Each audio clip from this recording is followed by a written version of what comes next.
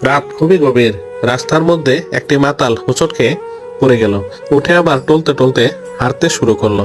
পাশ দিয়ে হেঁটে যাওয়া এক ভদ্রলোক জিজ্ঞেস করলেন, ভাই তুমি এভাবে চলছো কেন?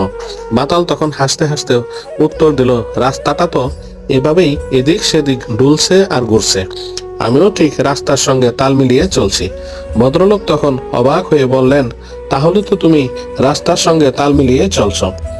মাতাল তখন গম্ভীর গলায় উত্তর দিল, রাস্তার সঙ্গেই তো থাকতে হবে, না হলে তো জীবনটাকেই হারিয়ে ফেলবো। ভদ্রলোক একেবারেই চুপ হয়ে গেলেন। মাতাল তখন রাস্তাটা মাপতে মাপতে চলে গেলেন। আর দাঁড়িয়ে থাকা ভদ্রলোক মাতালের ভবিষ্যৎ জীবনের কথা চিন্তা করে খুবই কঠিনভাবে চিন্তা শুরু করলেন এবং সেখান থেকে ভদ্রলোকের গন্তব্যস্থলে ধীরে ধীরে চলতে শুরু করলেন। ভালো লাগলে লাইক শেয়ার কমেন্টস করে আমাদের সাথেই থাকবেন।